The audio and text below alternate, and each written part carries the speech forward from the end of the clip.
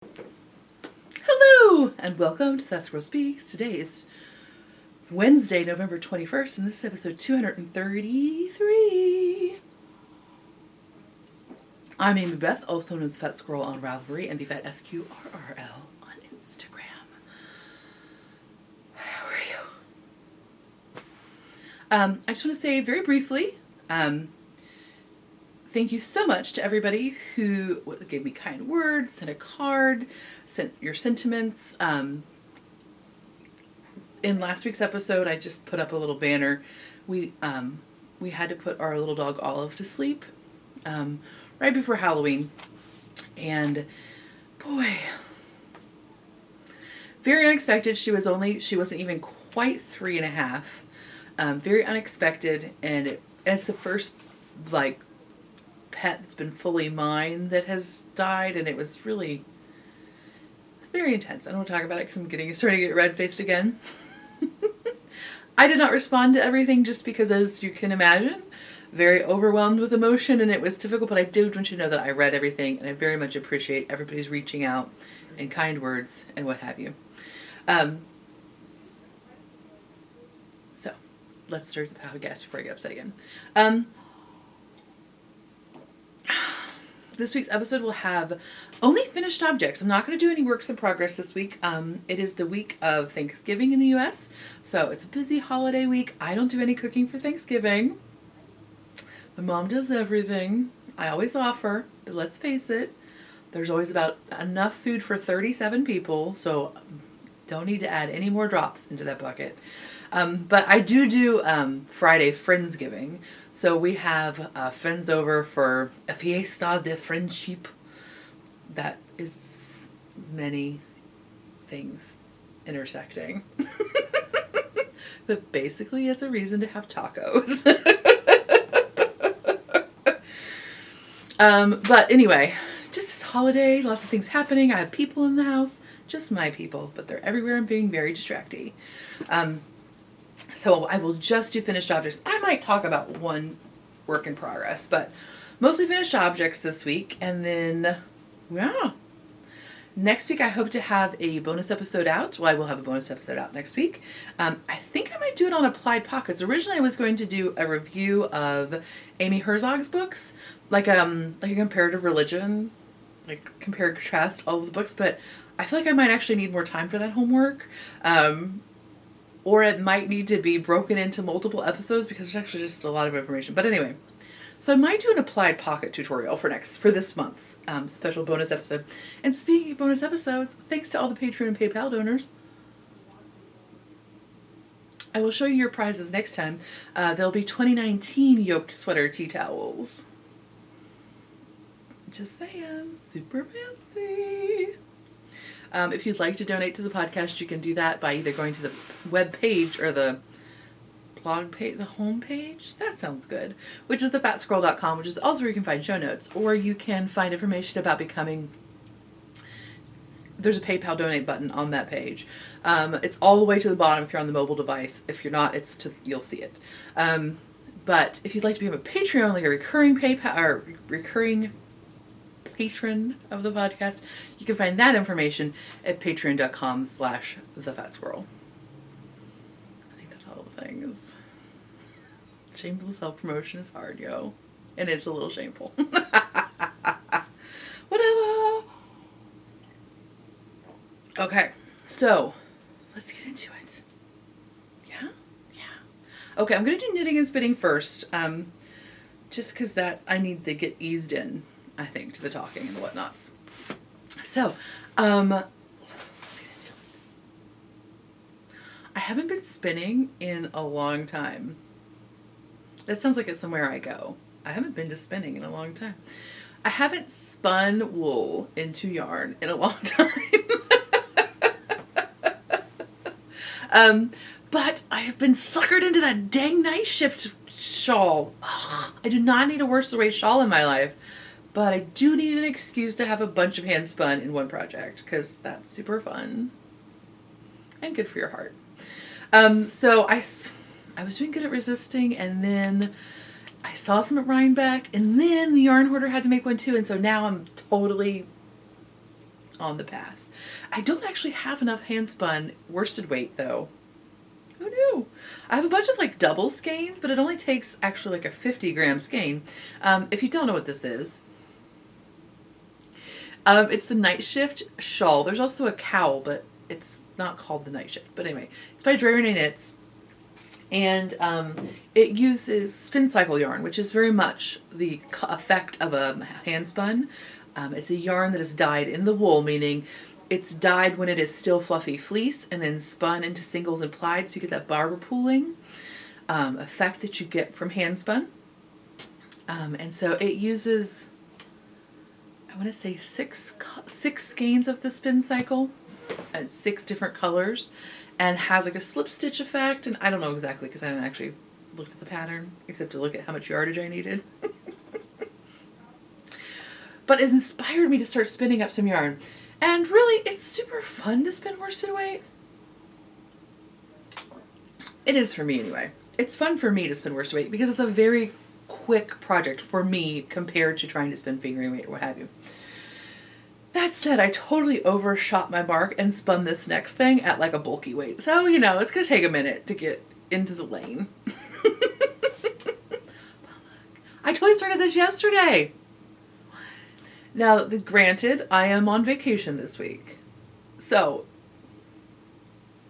I did have a day. I didn't spend all day doing it though. We did other things. This is a club colorway from Hello Yarn. By the way, club is totally open. Treat yourself. Just saying. So this is a club colorway. I don't know the colorway name. And it's a Romney lamb fiber. And so I only got about 180 yards. And it's very airy. It's a very much of a, it's not, I spin kind of like semi-woolen. So it's very airy and it's more of a bulky weight. But who knows, maybe I can make like a cowl or something like this. The equivalent cowl that she has made in that slip stitch pattern, which is beautiful. And I dig it. This is not at all normal colorway at all. We'll leave it to Hello Yarn to do a purple that's like a jewelry purple that I dig. She's amazing. Everything she touches is magic. I'm just saying. No exaggeration. I don't know her, nor am I paid by her. But it has this little bit of like, it's a taupe that's just got a tiny bit of gold to it. And it really just a nice contrast to that winey, jewelry purple. Anyway, it's gorgeous, right? My spinning is not gorgeous, but that yarn is great. So yeah.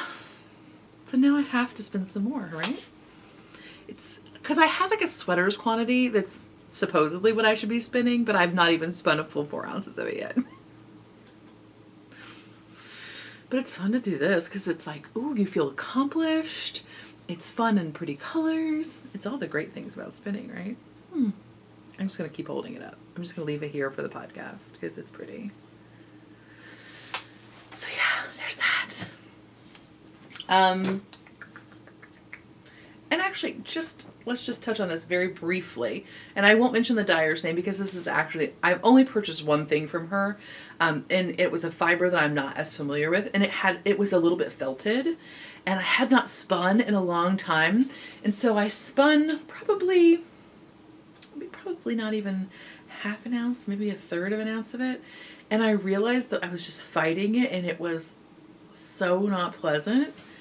And then I picked this up and it just instantly was lovely again. So it's just a reminder, again, as people are starting to, lots of times people get wheels for Christmas or try to make goals for learning to spin or making time for more spinning. And it had been so long since I spun. And again, that was a different fiber for me that I was just like, oh no, I'm just going to make, and then finally I was like, this is ridiculous. This is not pleasant. I'm not inspired to move through this fiber. So I just took it off the wheel. I'm going to keep it for stuffing. But this was just such a pleasant thing to take up afterwards. And if you're at all a new spinner and I understand the appeal of like the super lovely, just buttery merinos and rambouillets, and they're just so squishy and nice. Romney is a great fiber to learn with. It drafts really beautifully. It's easier for dyers to dye and have it doesn't felt as easily as your shorter wools, like your soft merinos and things like that. And so you're much less likely to get a compacted skein or a skein that's not drafting well. It's a great fiber, and it's hard to appreciate it enough, I think. I would not, it is a little bit scratchy. It's scratchier than a merino or a Polworth or what have you. Like, I would not, for example, want this necessarily on my forehead. British spinners would totally put it on my forehead. If I had bangs, I could put it on my forehead. But I usually wear a hat all day, and so I don't want this on my head all day. However, as a shawl or a cowl, something that's not, especially something that's not putting a lot of pressure on my skin so that it's not like working into my skin. It's a beautiful fiber. It has a nice luster. It blooms really pretty. It has a little bit of a halo, but not a lot. It's just, Romney's a great fiber. And I don't think it gets enough justice. And also the sheep are super cute.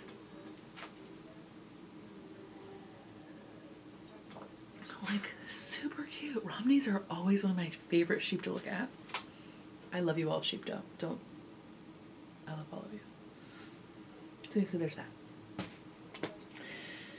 And then, in my sadness, I needed some, I was really kind of not, it wasn't just that. It was just, I just was feeling like sluggish. I had cast on a sweater for my husband that wasn't quite going well. It's always harder to knit for somebody else in general. And then especially I was adjusting a pattern and whatever. So I needed some smaller things that were fun and cute and that just gave me a sense of accomplishment without feeling like a commitment.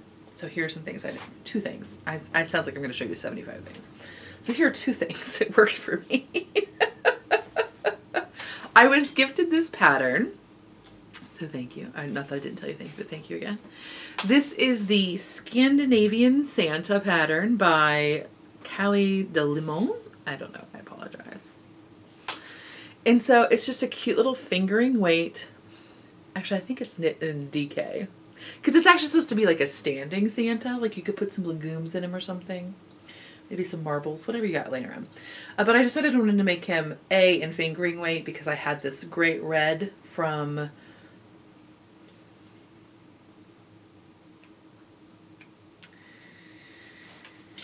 kids. Sometimes my brain just does not work. Loft, shelter. Brooklyn Tweed. Thank you. Thank you. I appreciate that. I had this great red from Brooklyn Tweed that begged to be a Christmassy kind of thing. So this pattern is actually written to be knit flat and then seamed. I tend to be a rebel and do what I want. So I knit it in the round, but I think if I knit it again, I would knit it flat and seam it. And that's just because like to knit stranded color work in the flat is like very counterintuitive to me, but there's really not very many rows. And it's easier to do the shaping because you're just doing it on either side and making essentially like a triangle. And it's also easier to do this like intarsia for the beard, I think. Not that it, I haven't done a lot of intarsia in the round. And so I actually did it originally with the intarsia and it looked horrible. So I just did duplicate stitch for the Santa's face, but he's still very cute. But I think if I did it again, I would actually knit it flat and seam it up. It also would be easier to stuff. And stuff well. I don't think I stuffed him quite enough. I think he needed a little bit more stuffing. But that's all of that said. He's quite cute. And he was a very fast little project. So, right? Very cute. I haven't decided if I should put eyes on him or not. I kind of like him without. I can't decide. Did I say that I just did duplicate stitch for his face and beard? I don't think I actually said that. So I just ended up I just knit it solid red and then did duplicate stitch for his face and beard. A very humble but cute little Santa. So again, that was Scandinavian Santa. It is a paid for pattern. It has 2 charts, one for this guy and then one for, he's got like a little reindeer sweater on. And again, written flat to be seamed. And then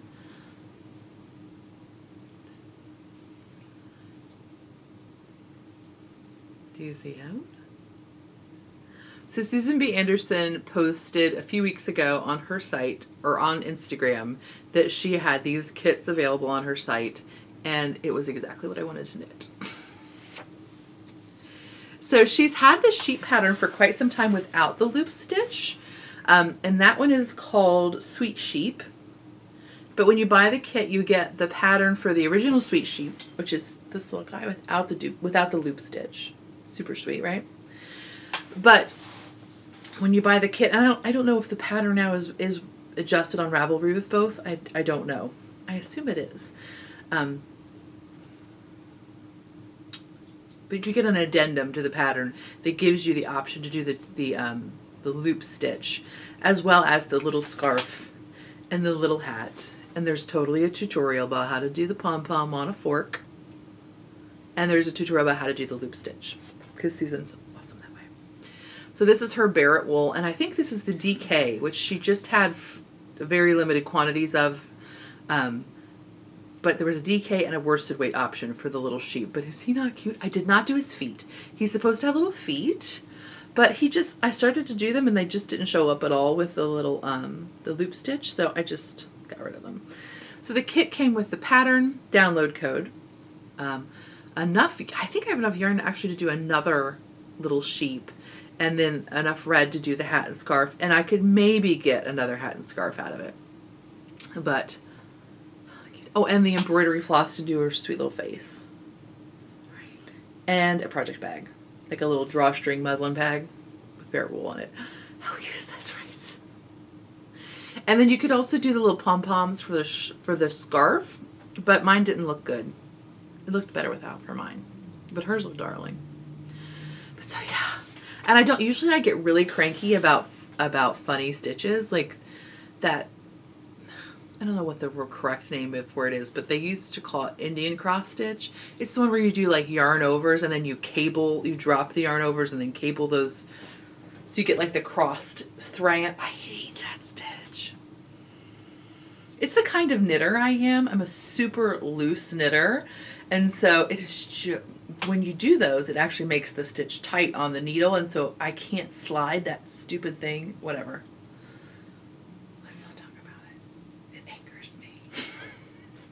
I like the way it looks, but I hate to do it. So I was a little bit afraid that I'd get really cranky. I did not get at all cranky about this one. It is a little bit more fiddly. I mean, let's not lie, but it's not, and you only have to do it every other stitch, and it's not for very many rows. It's a very good approach, a very good pattern to do with. And then of course, I think I might do some littler sheep, like fingering weight for my treat, but not with this loop stitch. For one thing, it's really better in a heavier yarn, or at with fewer stitches per inch, because otherwise the loop is still, you use your thumb to do the loop. So you have this giant loop on a little tiny stitch and it looks really weird. So I think it's definitely better at heavier yarn weights. But I might do the one without the stitch for like little ornament or something, but I think it'll just sit in my tree.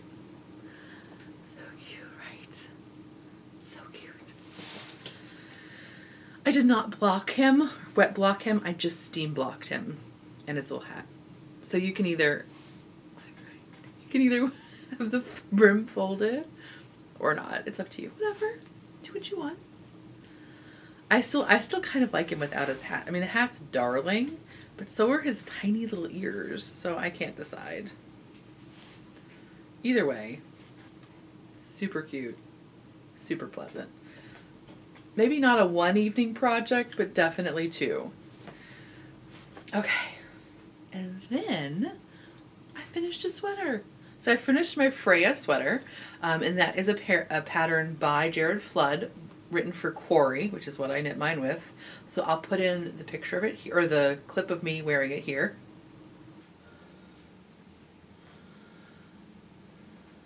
Okay, so here is sorry, I can't get my head and the hem of the sweater in the same shot, so you just have to, imagine my head's up there. So this is my Freja finish. You can see, sorry for the low contrast pants, but I'm not wearing like white pants for y'all. This is the length that I did. And here is my pockets are a little bit high. I probably should have done them an inch lower. Maybe even, I don't know. I mean, you can't see it because it's such a dark yarn. But, so this is where the pocket starts, is right here, and here's the hem. And so I think, and here's like the beginning of the actual stockinette portion. So I definitely should have started it an inch lower, but you know, human. And I could always redo the pocket. I have enough yarn, even if I wasn't able to reuse this yarn. I could take it out and redo another pocket and have plenty of yarn still, but so here's different options in terms of like, when I naturally wear, I always want to wear it full close. I don't know why. Like it's security maybe? And so I thought you could actually I thought I put one in my pocket. These little like deer antler buttons, I was thinking I could even put them here, but then I'm afraid that's so much contrast that it'll really, look, it looks like I have a freaky long fingernail. I was afraid it might be too much contrast and it might look weird, but anyway, so I've got a few coming. I have one, but I don't know why I only have one. But I have one. So I'll see. I mean, they're easy to put on and I don't have to do a buttonhole because of the tip of the antler, the antler being tapered, it'll go right through, and this is a relatively an open gauge, let's just say. So I'm standing on a case of green beans so that I'm tall enough for you to actually see the hem. So there it is in the back. I did do some waist shaping, some hip shaping, some bust darts, whatever you want to call it. It's bigger in the butt than it is in the waist. So it does seem to fit snugly there. Closed versus open is pretty much the same. It might have a little bit more tinting if it's open. But yeah, so there it is. Ta-da! So yeah, so mine is, I'm sorry, I didn't read the tag. But I'll put it's like lazulite or something is the colorway. I used less yarn than I thought I would. I still have 2 full skeins, almost 3. But I probably bought an extra skein because, I have a giant butt, and it's not written for a giant butt. It is written for it's fairly generous. I think his patterns usually go up to like a 54 or something in that neighborhood, but I have a big butt. So I did probably get extra yarn, but now I have lots of extra yarn. But anyway, it was pleasant to knit. It is knit in pieces and then seamed. There are slight complications with that. The quarry is a little bit challenging to seam with. And in fact, they suggest that you not seam with it very explicitly, both in the pattern and when you buy quarry, you get like a little fact sheet for it, because it is very much like a lopi. It's almost an unspun yarn. It's basically 3 strands of unspun that are just very lightly plied, like very lightly, just like half a twist. So they recommend that you seam with another yarn in a similar color. And in fact, I did that on the side seams. I used some Quince & Company in a navy, like peacoat colorway to do the side seams with mattress stitch. But when I got to the shoulder seams, I could not make it look right. Usually I do the like the grafting seam, it's almost like a Kitchener, but just without live stitches, because they are bound off stitches for the shoulder. So I tried to crochet the seam. I tried to just whip stitch the seam. I tried to do 3 different techniques, and all of them looked really clunky and not what I wanted. It is a dark yarn, so it's pretty forgiving, but you spend a lot of time and money knitting something. You don't want to have the finishing really let you down. And it's so easy to do that because you just want to be done, right? You're like, but I want to wear my sweater. So what I found that I needed to do was actually seam it with the quarry. And so that actually worked fairly well. All I needed to do was put a little bit of twist. I put the yarn on my tapestry needle. Ran it through 1 stitch to get it started. And then I just put a little bit of a twist into the yarn itself. So if you twist it the wrong way, it'll come apart. So you'll know that you've twisted it the way, not the way you want to. So just a little bit of twist in the direction of the twist. made it strong enough to seam really easily. Now, when you do that, you can't have a long tail on your yarn. Like, you can't leave a tail that's attached to the garment and then the one that goes through the loop, through the needle, and then out. So this other tail cannot be very long because it doesn't hold the twist. It's just loose, and it will automatically twist around the other one. So if you're having trouble and it feels awkward, that might be why. So I just had a little tiny bit on the other side of the needle of the eye of the needle. But so I just put a little bit of twist it, and then it seamed really well, and I was able to do like a grafting seam that looked good to me. So yeah, that worked out well. So then the other thing, the pockets. The pockets are written to be knit separately and then seamed on with like a selvage stitch, right? So the selvage is just kind of tucked under, and then you seam the pocket on. And that I was not able to look good either. I could not make that look nice. It looked awful. So I knit my pockets, tried to stitch them on, had no look. Tried with the the quince yarn, tried with quarry yarn. I could not make it look good. And originally, I know that I hate to put on patch pockets. Like, hate it. Don't like it. And so normally, like for example, when I did my Gigi sweater, which has a pocket, it's also a longer sweater. I actually did an applied pocket where you pick up the stitches, which is what I think I'll do that tutorial about. Where you pick up stitches and then knit the pocket onto the sweater, and it had a very tidy look, which I really liked for that. And normally I would have just said, okay, I'll do that because I know I hate to sew on pockets.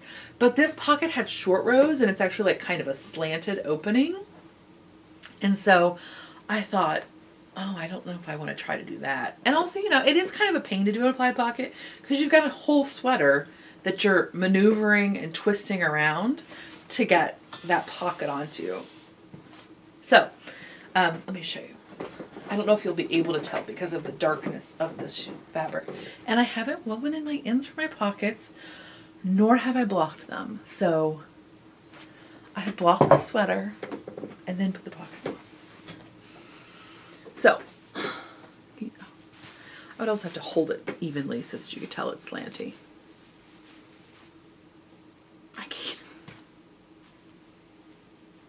I can't make my brain work correctly. Okay, can you see that it's a little slanty? It's higher here than it's here. Anyway, I wasn't sure if I wanted to do that. But ultimately, it worked out really well. And I know this yarn is dark, but it looks very tidy. And again, I haven't blocked it. The pocket stitches are a little bit wonky, but see, that's the bottom of the pocket. And do you see the sides? Like, don't they look nice? Right. So I do like an applied pocket. And again, maybe it's just my own failing of being a pocket sewer, but I never look tidy. They never look good. So I did do the applied pocket, which is not in the pattern. And then I think that's kind of everything else I did. The pattern is written to have a little bit of shaping in the hip, because it actually has a little bit of increase because it's actually supposed to hit below the fullest part of your hip. So it's a little bit of increase, and it's got some tapering there. I did shift the places of the increase. I think the pattern is written with those increases on the sides, if I'm not mistaken, which is traditional. I could be wrong. But I did center mine on my body. So I probably did that differently. I'm not sure. And then the seaming I did differently. But other than that, pretty much everything else I did per instruction. I don't love how the stitch pattern for the collar wants to kind of roll a little bit. It does not want to lie flat. Now, I did not pin it out when I blocked it. When I washed it, I just laid it flat to dry. But, I mean, I'm not going to pin out a sweater. Like, it's just... But you can see, it just naturally wants to roll. And even when you fold it back to try to lay it, It does lay flatter when you fold it back and leave it like as a slightly more open sweater. But it still rolls a little bit, which I don't love, but it's not bad. And because of that, so it does lay fairly well when you actually, because I think the yarn is sticky enough that it sticks to itself a bit. But my tendency is to want to do this all the time because it's just snuggly. And this yarn is very light and very warm, so it lends itself to that snuggly feeling. So I can't decide if I should put some sort of closure on it. I do want to be careful if I put a closure on it, just because the yarn, while fine, I'm not worried about like just in general, but I'm afraid if I just put too much stress on one point, which sometimes happens like when you use a shawl pin or like a metal hook closure. It's sometimes easy to put too much stress, like in terms of like it's like you're moving too much in one direction or something and it pulls. So I'm hesitant to do that kind of closure on it. So I may try to do a toggle button or something like that, but I don't know, we'll see. I need to wear it a little bit more to figure out exactly what I want to do. But overall, I'm quite pleased with it. Okay. I think that's all I need to say about it. Okay, so let's talk very briefly about my husband's sweater. So I originally thought I would do this pattern, which is called Shield. It is written for Brooklyn Tweed's Loft, right? Or Shelter, the worsted weight one. And it's not brioche, but it is a brioche-like stitch. And it actually has this kind of fun moving stitch on each side. It's just like the brioche equivalent of a cable. Like it's, moving through increases and decreases. But it's this nice little extra subtle texture, which I thought would make me interested and keep me knitting. So I really had every intention of making this pattern exactly as written. Didn't happen. Because I'm a fool, for one thing. Let's just face it. I wanted to make him something that was lightweight yet very warm. And I have knit him one of the Dude sweaters in Cascade Eco, which is like that one that comes in like 250 gram skeins or whatever.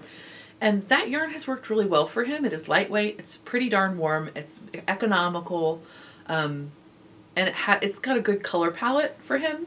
So I decided I wanted to use that yarn again. And so I got this colorway from Webs. And it is colorway. That was me throwing a giant skein of yarn across my house. This is colorway 9654. 9654. So it looks like this.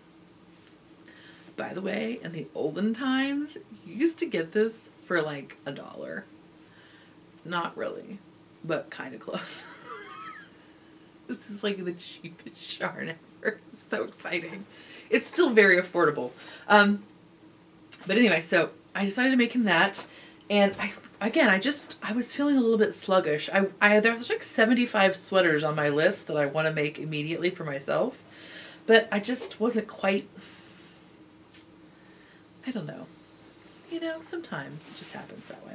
I think it's because I cast on that Ducat, which is just a plain stockinette cropped sweater, which I do really want, but don't really want to knit. I'm just not, I've hit like a dark stockinette. I'm just not in the mood. So I thought, I love to knit brioche. I love the rhythm of it. It makes a very warm fabric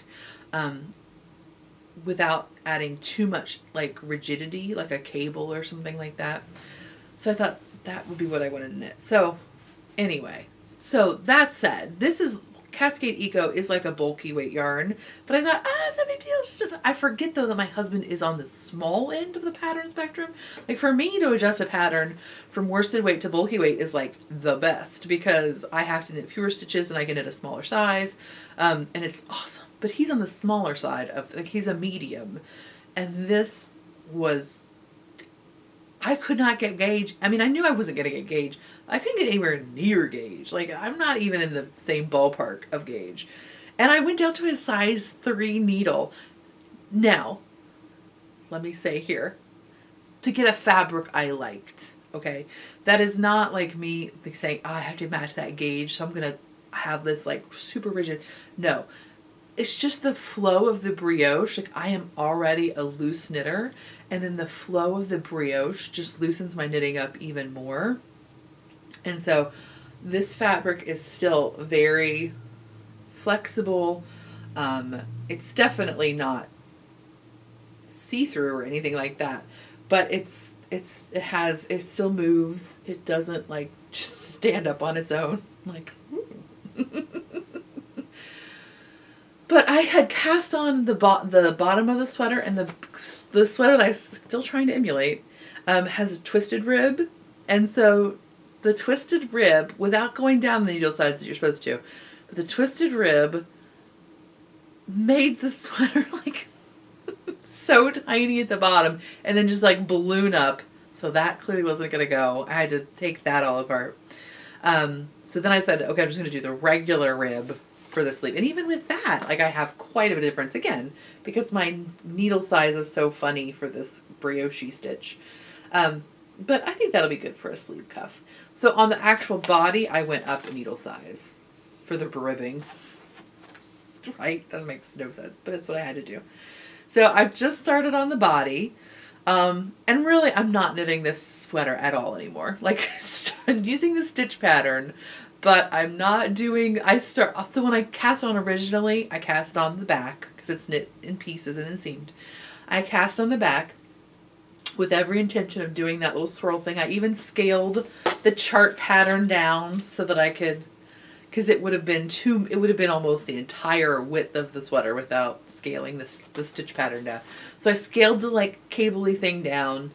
And guess what? I didn't want to knit that. I actually did not want to knit that thing. It's really easy. It's just some decreases and increases. It's not actually cabling with a cable needle or anything.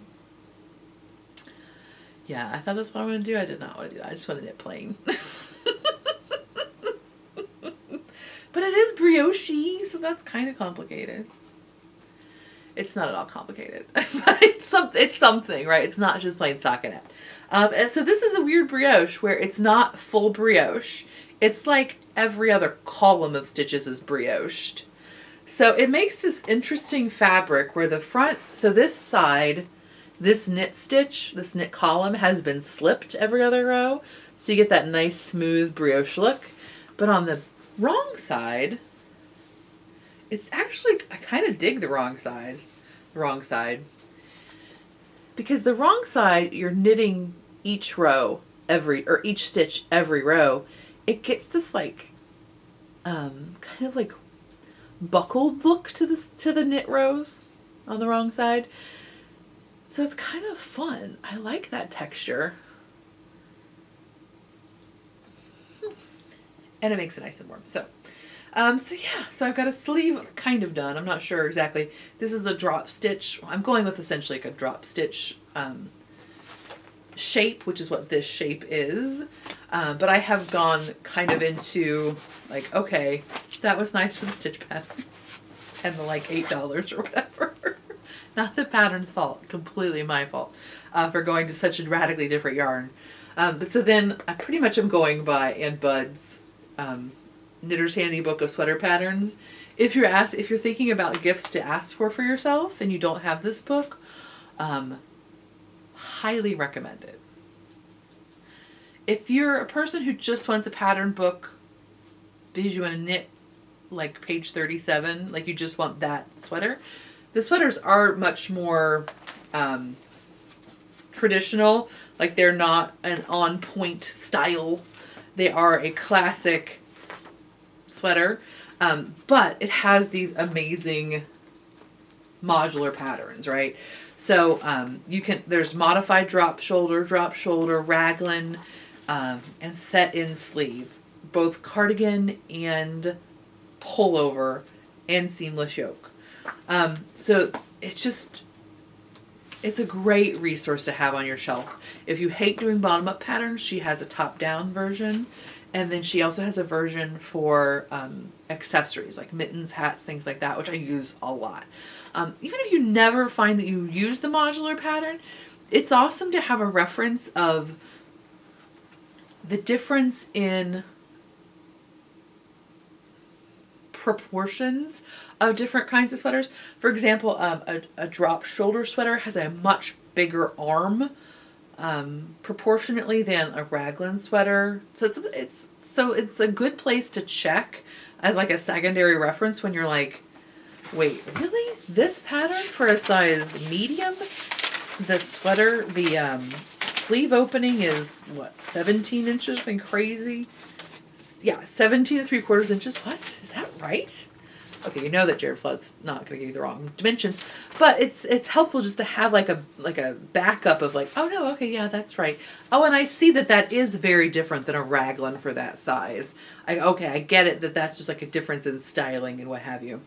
So I don't know. It's also helpful like if you have questions about proportions of other sizes.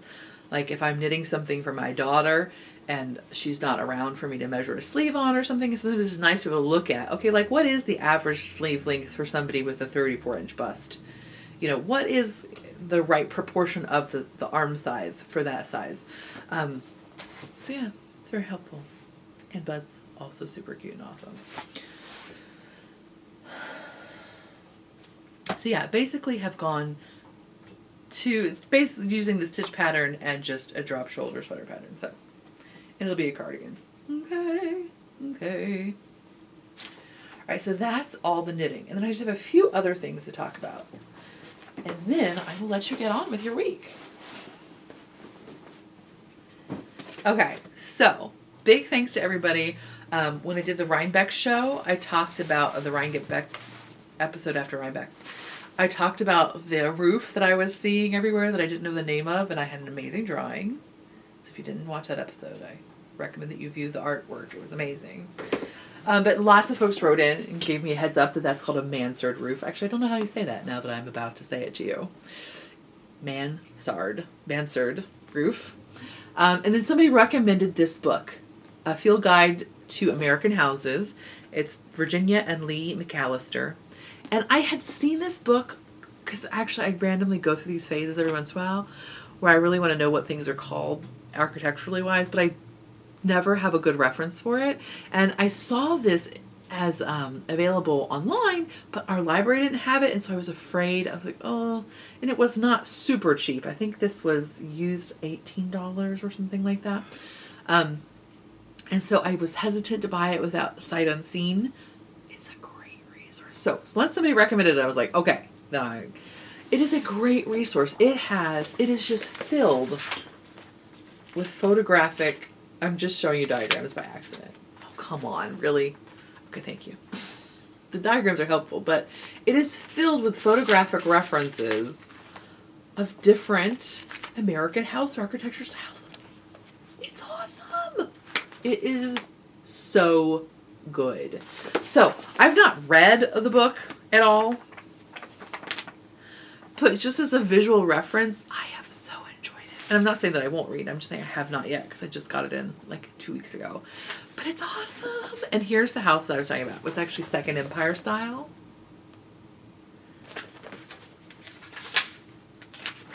And when I found it online, some of the references photographed were actually from Red Hook, which is right next to Rhinebeck. This is what I was talking about. Okay. So thank you to everybody who wrote in. It's great because sometimes, again, you can't tell Google, I mean, you guys are great because you can be my Google. But I can't tell Google, like, hey, Google, I want to know what that kind of house is called. It's got a roof and does this. Google's like, I can't see you. And I'm like, shut up, Google. But anyway, so this is a great reference. I'm very excited to have it in my library.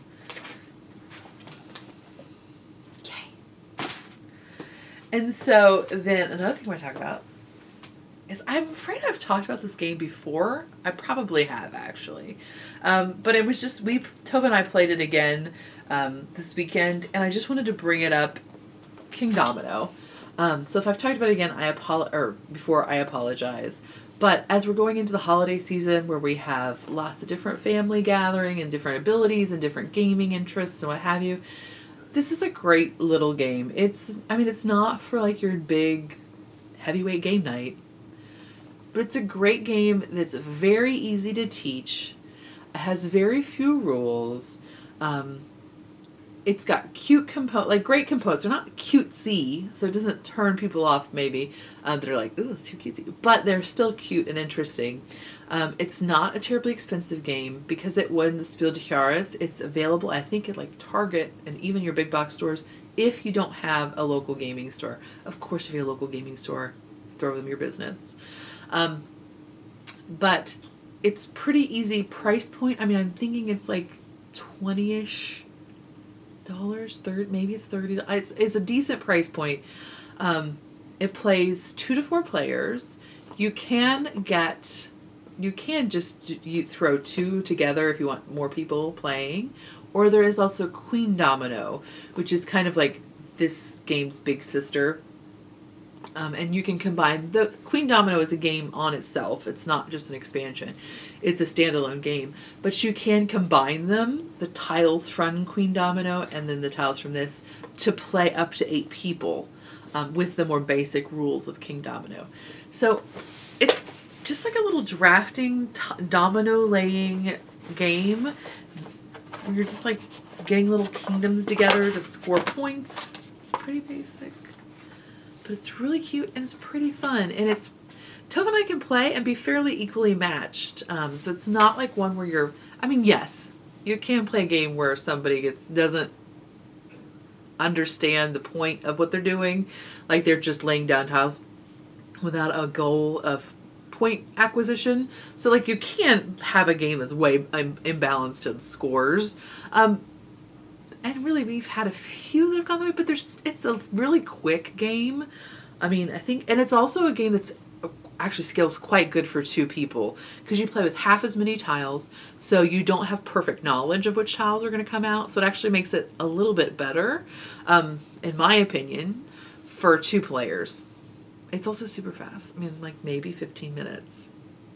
So even if the game is imbalanced for some reason, like you were trying to work for something or you thought you were going to get a tile that never came out because, again, not perfect knowledge, you're only playing with half the tiles when you're playing with 2 people, it doesn't hurt.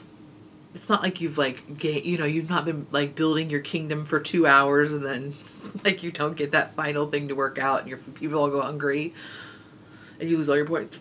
It's like, oh, okay, well that didn't work this time. Let's move on. So anyway, it's really cute. It's got very cute, like basic components. You get a little castle. Always exciting.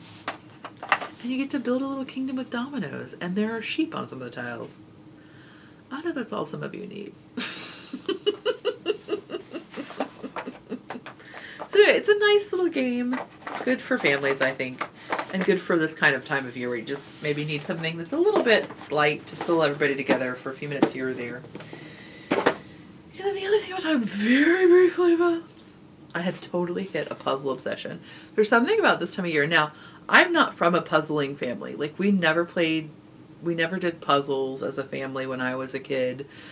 We also never did advent calendars, and that's another thing that I now love.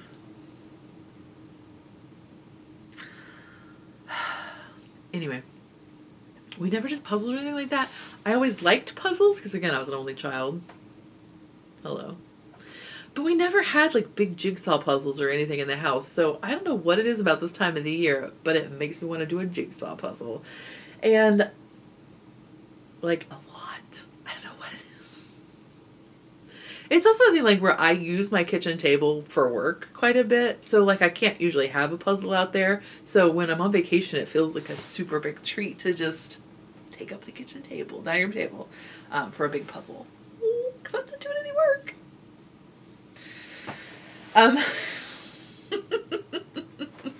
So I love pomegranate puzzles. They do like a bunch of those Charlie Harper ones, which are lovely. But sometimes I just really enjoy super cheesy winter scene. Kind of like this one. It's very escapist, right? It's so soothing.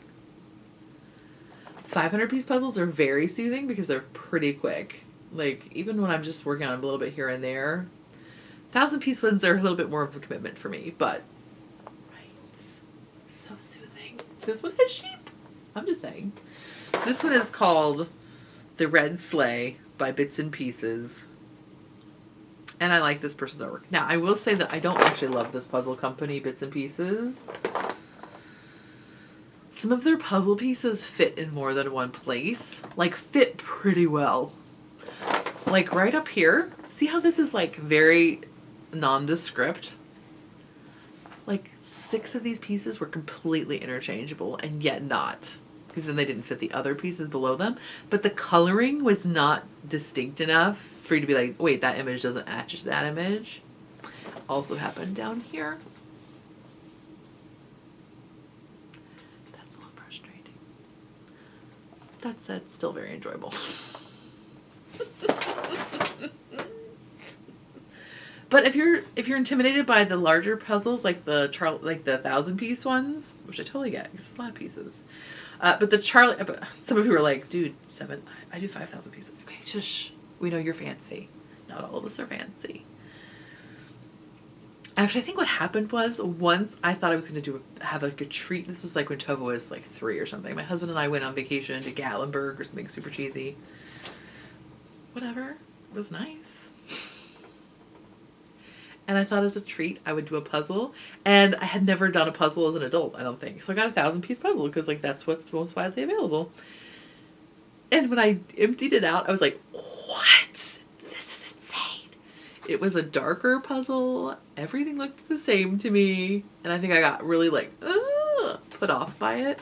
So then for a long time I would not do any puzzles over 500 pieces.